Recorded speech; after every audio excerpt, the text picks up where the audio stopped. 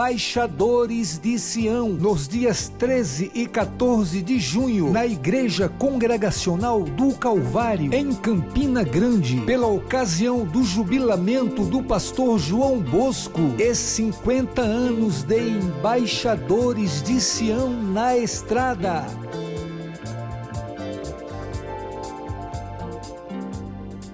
Campina Grande, quarta-feira, 3 de junho. Hoje comemora-se o Dia Mundial do Administrador de Pessoal. Parabenizamos a todos os profissionais que trabalham na área da administração.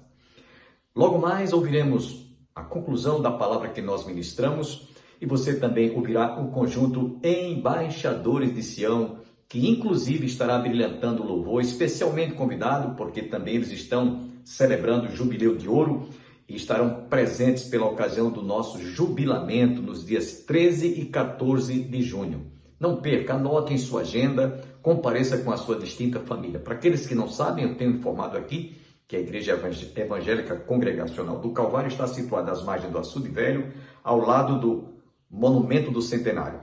Então nós vamos estar celebrando esta festa histórica para mim, porque são passados 50 anos de pastoreio, de ovelhas, cuidando de vidas, de famílias. E Deus nos deu a honra de chegarmos até aqui. Por isso, vamos celebrar este culto em ações de graça, dias 13 e 14 de junho. Você não pode perder.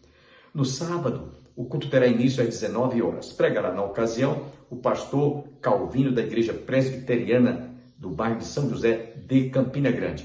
No domingo, dia 14, pregará o pastor Walter Vandilson. Ele é pastor da Igreja Congregacional em Dinamérica, também em Campina Grande, e é vice-presidente da Aliança das Igrejas Evangélicas Congregacionais do Brasil. Você não pode perder.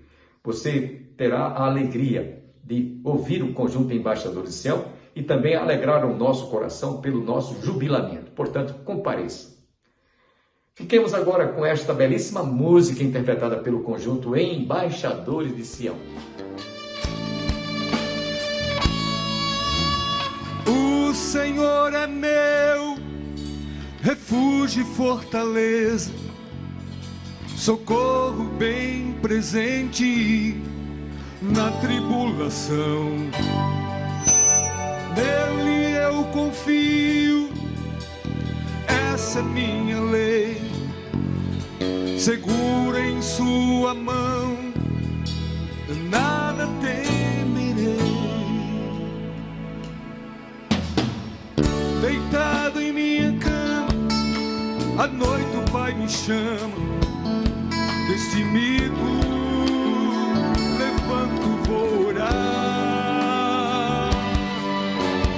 Levo a minha voz diante dessa altura, percebo estar mais forte a minha estrutura.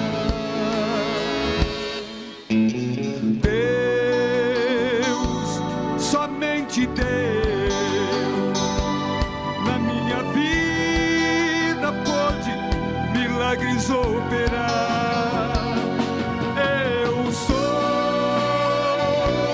filho teu, por isso o mundo renuncio, pois sou filho teu, filho teu.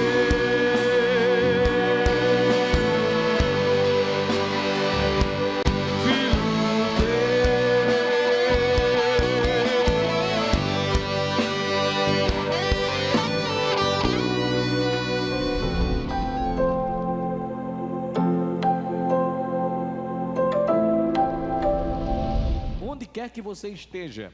É por isso que Paulo diz aqui, a igreja de Deus que está em Corinto, aos santificados em Cristo Jesus, chamados para ser santos,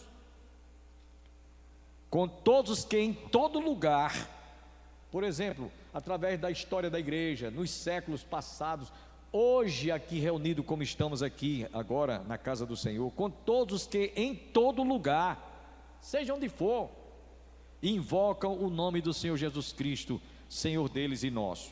Interessante que aqui Paulo está dizendo o seguinte: aos santificados em Cristo, Ele foi quem nos santificou E nós somos santificados como membro do seu corpo. Você faz parte do corpo de Cristo, sim ou não? Amém, irmãos? Sim ou não? Fazemos parte do corpo de Cristo. Então, por fazermos parte do corpo de Cristo, nós somos santificados em Cristo, certo? Então, Paulo foi chamado por Jesus para ser apóstolo, enquanto que o povo foi chamado por Deus para ser seu povo santo. E a palavra santo aqui, ela tem uma linguagem figurativa. A palavra santo significa separado. Separado. E aí quando falo sobre esse assunto, eu gosto sempre de ilustrar. Se você chegar em casa hoje, faça esse teste. Coloque um copo com água e pegue um pingo de óleo de soja. Coloque um pingo de óleo dentro do copo. Veja se ele se mistura. Mistura, irmã Jane? Fica separado. Ele não se mistura, ele está isolado. É assim que nós devemos viver a vida cristã. Separado do mundo. Ah, mas todo mundo faz isso. Você não é a primeira vez. Todo mundo faz isso. Todo mundo faz. Paulo diz: todas as coisas me são lícitas, mas nem todas me convêm. Todas as coisas me são lícitas, mas eu não me deixarei dominar por nenhuma delas. É isso que Paulo nos diz. Então, meus irmãos, fomos chamados para sermos santos, separados. Temos que fazer diferença em relação aos moradores deste mundo. Paulo estava chamando o povo para que os convertidos de Corinto fizessem diferença com relação à vida pecaminosa ou de pecaminosidade que os corintianos viviam, certo? Os moradores de Corinto deveriam ver uma diferença na vida comportamental daqueles que haviam se convertido. E aqui uma coisa importante também, ele diz aqui: a igreja de Deus que está em Cristo Jesus, em Corinto, desculpe, aos santificados em Cristo Jesus, e aí chamados para ser santos, com todos que em todo lugar invocam o nome do Senhor Jesus Cristo, Senhor deles e nosso. Sabe o que é que Paulo está dizendo aqui? Ele está falando do senhorio de Cristo. Jesus é Kyrios, Ele é o Senhor da minha vida, é Ele quem vai realmente ser aquele que vai governar, dirigir, reinar na minha vida, em meu coração. Ele está dizendo isso. Quando isto acontece, as coisas do mundo não têm mais influência, não tem mais atrativos para aqueles que realmente se tornam, que constituem Senhor Jesus Cristo como Senhor. Jesus Kyrios, Jesus é o Senhor. E no versículo 3, para encerrar, no versículo 3 ele diz: graça a vós outros e paz da parte de Deus nosso Pai e do Senhor Jesus Cristo, falando novamente do senhorio de Cristo. Graça e paz, que a gente muitas vezes, quando nos encontramos, a paz do Senhor, graça e paz, né? A gente geralmente usa esse dito, esse hábito, né? A gente tem esse hábito de saudar, graça e paz uns com os outros, ou a paz do Senhor. Meus irmãos, a graça e a paz são dois dons de Deus. É pela graça que você é salvo. E nós temos paz, como diz o apóstolo São Paulo também, escrevendo Romanos capítulo 5. O Espírito de Deus está sendo derramado em nossos corações. Por isso temos paz com Deus, por intermédio do nosso Senhor e Salvador Jesus Cristo. A graça, meus irmãos, é exercida na vida daqueles que foram alcançados pelas misericórdias de Deus, que são a causa de nós não sermos consumidos. Todos os cristãos salvos e reunidos são chamados para pertencerem ao povo de Deus, sejam judeus e sejam gentios. Aliás, Paulo escrevendo na primeira carta aos Coríntios, capítulo 10, salvo engano, versículo 31, ele diz que, vamos ler lá o texto, 1 Coríntios 10, 1 Coríntios, deixa eu ver aqui se é 10, 31 ou é Romanos, um minutinho. Não é 1 Coríntios não, deve ser Romanos. Deixa eu ver aqui, parece-me que vai ser Romanos. Esse texto, também não. Mas é aquele texto que diz assim, que nós não devemos causar escândalo nem para judeus, nem para gentios e nem para a igreja de Deus. É esse texto que eu quero, esse texto exatamente como eu estou dizendo aqui, está escrito desse jeitinho mesmo, de formas que não vos torneis escândalo, nem para judeus, nem para gentios, e nem tampouco para a igreja de Deus. 1 Coríntios 10, 32, é isso mesmo, não se tornem motivo de tropeço, nem para judeus, nem para gentios, e nem para a igreja de Deus. Eu sempre costumo dizer que o mundo está dividido em 3 classes de pessoas: judeus, gentios e a igreja. A igreja é composta de judeus convertidos ao cristianismo e gentios convertidos ao cristianismo. Então a igreja forma essa fusão dessas duas raças, né? Judeus e gentios. E é isso que Paulo está tentando mostrar aqui. Todos os cristãos salvos, né, que foram alcançados pela graça e pela misericórdia de Deus, foram remidos, chamados para pertencerem ao povo de Deus, que é a sua igreja, judeus, gentios e os prosélitos também, né? Assim como Pedro declara na sua primeira carta, capítulo 2, versículos 9 e 10. Esse texto que eu quero ler também para vocês. Olha o que é que Pedro diz aqui. Tanto Paulo quanto Pedro tinham essa mesma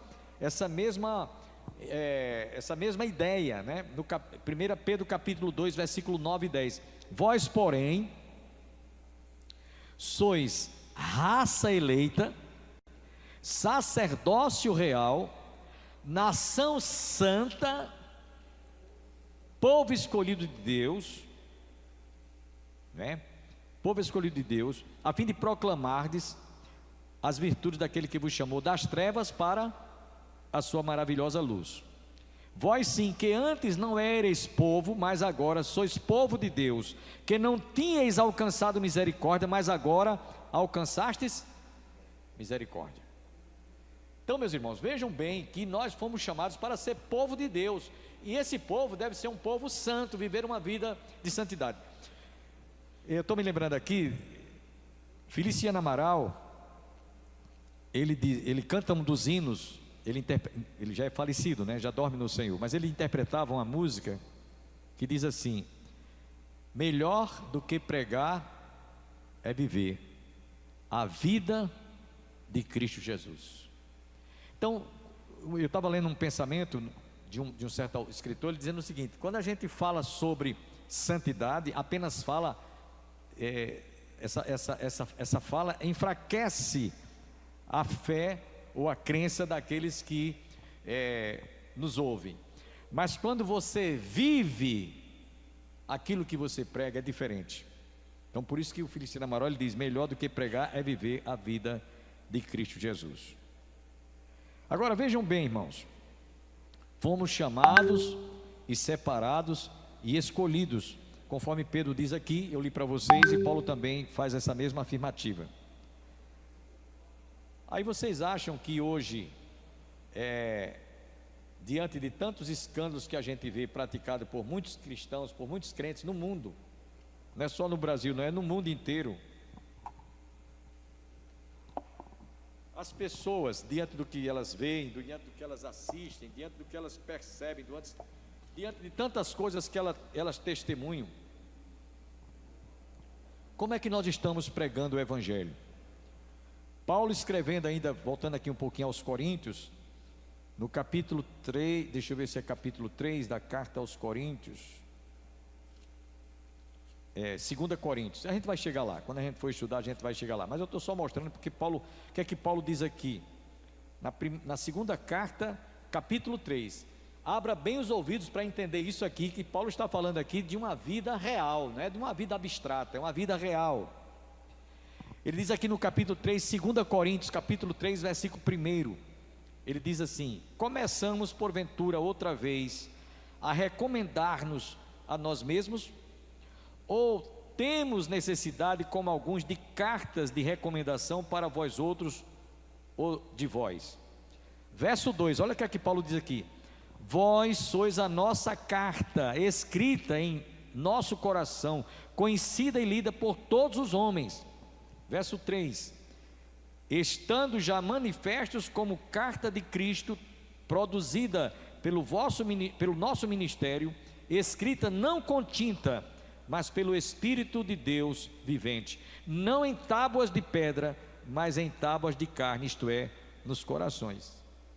É isso que vale, é isso que vai pesar quando alguém fizer alguma referência a seu respeito. Que nível de cristão você é? Qual o grau de cristianismo você está exercendo na sua vida? Não se declare, que os outros falem aquilo que você é, que os outros digam: Diácono Assis, ele tem palavra, ele é um homem de palavra, ele não quebra a palavra. A irmã Jane é uma mulher santa, é uma mulher de Deus. Não estou aqui discriminando os demais não, me entenda, estou apenas citando os nomes, né? Deixe que os outros façam essa leitura a seu respeito, que você é dedicada, que você é consagrado, que você é fiel, que você é honesto, que você é sincero, que você é uma pessoa que tem vida. Isso vai soar muito mais do que você se declarando, né? Se pronunciando, defendendo aquilo que você gostaria que as pessoas lhe vissem, ou que fizesse essa leitura. Então, meus irmãos, hoje, em pleno século 21, não há nenhuma diferença do comportamento dos cristãos lá de Corinto, nenhuma. Vou usar aqui uma expressão muito pejorativa: crentes velhacos, existe hoje a 3x4. Estou me lembrando aqui, pastor Júnior, a livraria Manancial, que hoje não, ela fechou, mas isso faz uns 15 a 20 anos. Um dia eu cheguei lá e o irmão Emerson, que era o dono da livraria, ele puxou e disse: pastor, como é que o senhor está? Tudo bem, graças a Deus, como é que o senhor vai e tal? Deixa eu lhe mostrar aqui uma coisa. Isso faz uns 15 anos, se não fizer mais. Ele puxou uma gaveta, aí pegou, promissória não, era cheque borrachudo, não estou exagerando não, irmão, dessa alturazinha mesmo. Diz: pastor, isso aqui são cheques sem fundos. Agora, sabe quem é que escreveu? Sabe quem foi que deixou esse cheque aqui borrachudo? Pastores, presbíteros, diáconos, missionários e missionárias. Está aqui, isso aqui é perdido, mas eu estou mostrando para o senhor ver como é que o povo de Deus está. Ora, se a liderança há 15 anos atrás estava desse jeito, imaginem hoje. Uma vez eu vi um certo proprietário de uma casa dessas, que a casa alugada, né? Se eu não alugo mais casa para crente. Sabe por quê? Aí eu disse: por quê? Porque quando sai, deixa não sei quantos meses de recibo de água atrasado, recibo de luz, a cortada a água, até lâmpada já levaram, até a lâmpada quebraram a torneira. Então, irmãos, veja que ponto nós chegamos. E são pessoas que se dizem evangélicas, são pessoas que se dizem cristãs, né? Cristãos. Então, são pessoas que realmente estão vivendo um comportamento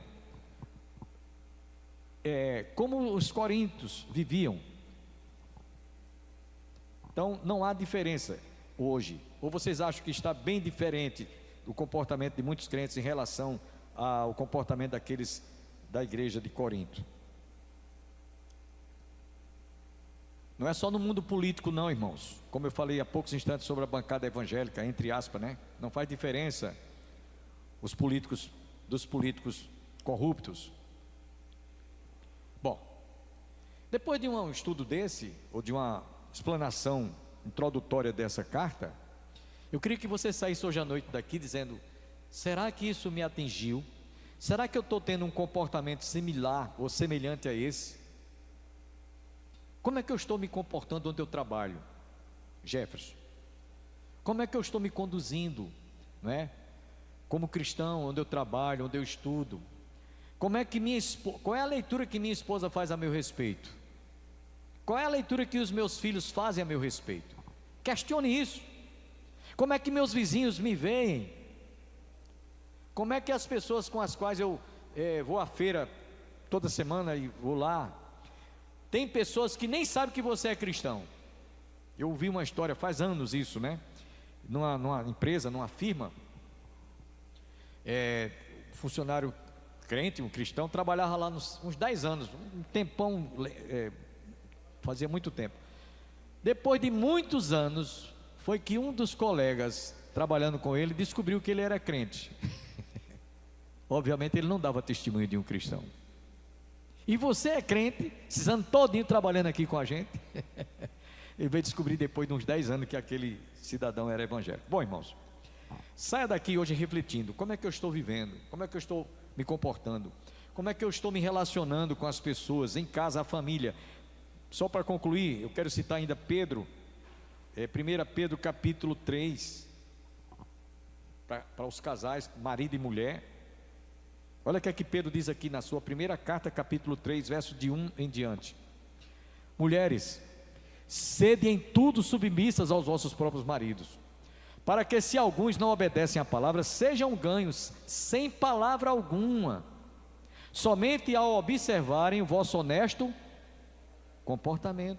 Não seja o frisado do cabelo, não seja o aparato do vestuário, mas seja o homem interior, como fazia Sara, que chamava Abraão de Senhor e lhe obedecia em tudo. É essa a recomendação que Pedro faz: viva o Evangelho, põe em prática aquilo que você está ouvindo hoje à noite, que a sua palavra seja sim, sim, não, não, porque o que vai além disso procede do maligno. Eu já disse aqui para vocês que isso aconteceu comigo aqui em Campina Grande. Não vou citar o nome do santo, vou apenas citar o milagre que aconteceu. O milagre, né? Pois um pastor que eu tinha uma admiração grande por ele, muito grande, muito forte, um dia chegou para mim e faltou com a verdade, mentiu descaradamente.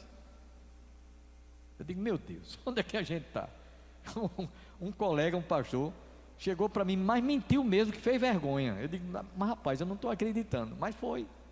Você imagine, um pastor. Então, que a vossa palavra seja sim, sim, não, não, que disso procede, vem do maligno. Meus irmãos, a gente pensa que santidade é somente você vir à igreja, trazer sua Bíblia, sentar, se louvar, cantar hinos e voltar para casa. É muito mais do que isso. Seu testemunho, sua reputação. Eu costumo sempre dizer que há muitos cristãos que estão dando um testemunho. Em vez de dar um testemunho, estão dando um testemunho. Por que um testemunho? Porque é triste o comportamento que estão fazendo, que andam fazendo. Bom, então, concluindo, irmãos, eu quero agora aqui dizer para vocês o que é que nós vamos estudar a partir de hoje. Todo o livro da carta de Paulo aos Coríntios.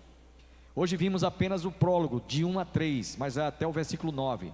Depois vamos estudar partidos na igreja de Corinto, desordem social, a sabedoria do homem e a sabedoria de Deus, a responsabilidade dos que ensinam. É necessário corrigir as impurezas, no capítulo 5. O litígio entre os irmãos, capítulo 6. A sensualidade é condenada, capítulo 6, verso 9 a 20. O matrimônio, capítulo 7. Coisas sacrificadas aos ídolos, capítulo 8. Desordem nos cultos, capítulo 10 a 14. O perigo de cair da graça, capítulo 10, verso de 1 a 13. A liberdade cristã e a idolatria, capítulo 14, verso 30 a 33. A conduta da mulher nas assembleias, capítulo 11, verso de 1 a 16. A desordem durante a ceia. Lembra-se quando a gente realiza a ceia, a gente disse que às vezes havia um jantar antes, um senhor jantar, né? Onde os cristãos se confraternizavam, mas tinha aqueles que eram glutões, né? Metia logo a colher, metia logo o garfo no prato, tirava logo, comia logo as carnes. Eu passei por isso no seminário, pastor Júnior, no seminário que eu estudava, lá em Recife. Fui internado 4 anos. Então, aí, na hora do almoço, o deão colocava a mesa e colocava lá uma jarra de suco de abacaxi, de laranja, de maracujá. Mas tinha uns bichinhos lá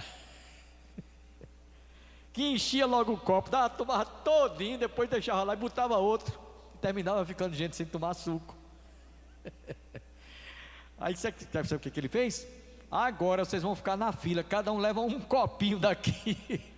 Já leva um copinho para você não deixar os outros sem tomar o suco. Isso acontecia no seminário. Acontecia no seminário. Não se choque com o que eu vou dizer.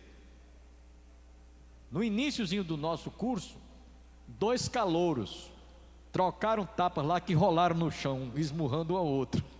Futuros pastores. Depois foram chamados pelo reitor e foi suspenso, né? Pessoas estavam se preparando para ser ministro, né? Mas foi um pau tão grande lá que rolou lá e sangrou um deles lá, no seminário. Então, desordem durante a ceia, dons espirituais, capítulo 12, o Espírito que deve regularizar o uso desses dons, capítulo 13, desordem nos cultos, capítulo 14, no capítulo 15 ele vai tratar da ressurreição, e no capítulo 16 é conclusão e saudação, e Paulo também fala sobre a coleta das ofertas que ia ser levada para os cristãos em Jerusalém que estavam passando por privação. Então esse é o esqueleto, né? Vamos usar esse termo, o estudo que vamos ter daqui para frente. Não perca, cada estudo desse você vai aprender muita coisa, e não é aprender porque vai ver como era, não, é aprender como é que hoje nós podemos conviver com esses mesmos problemas, como eu acabei de contar no seminário, né? Colegas meus que metiam logo a colher no garfo lá, 2, 3 pedaços de carne, ficava outro sem comer carne. Isso está aqui em Corinto, a gente vai ver isso. E hoje em pleno século 20, quando eu estava no seminário. Então não há nenhuma novidade em relação àquilo que nós estamos estudando. Apenas vamos aqui trazer para vocês e tentar aplicar isso para a nossa vida, para que nós nos corrijamos. Amém? Amém, meus irmãos? Eu quero agradecer a você, internauta, telespectador da TV Master, que está conosco, tem nos assistido todos os dias. Você também que está no YouTube, se inscreva, nos acompanhe, nos assista todos os dias. Nós temos mensagens de Deus para a sua vida, para o seu coração. Desejamos a todos um dia abençoado, que todos recebam as bênçãos do Pai, do Filho e do Espírito Santo, e até o nosso próximo programa, se Deus quiser.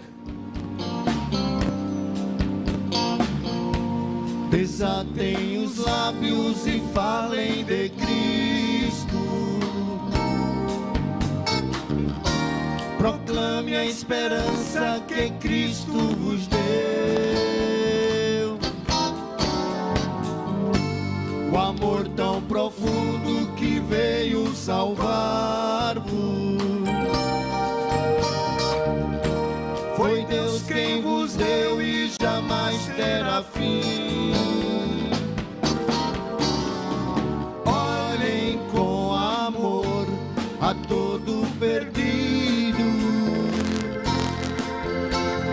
Mostrem que Jesus é a solução. Diz pra teu irmão, Jesus te ama. Ele é a luz, a vida e o perdão.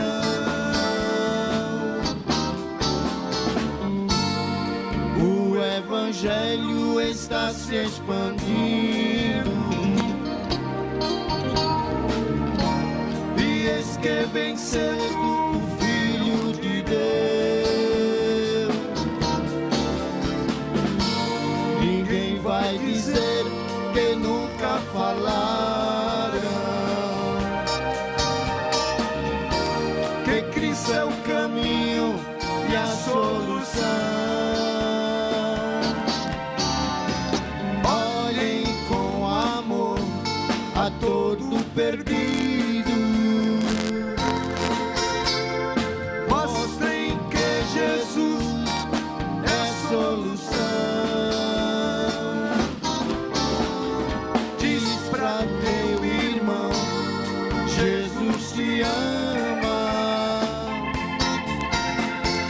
Ele é a luz, a vida e o perdão.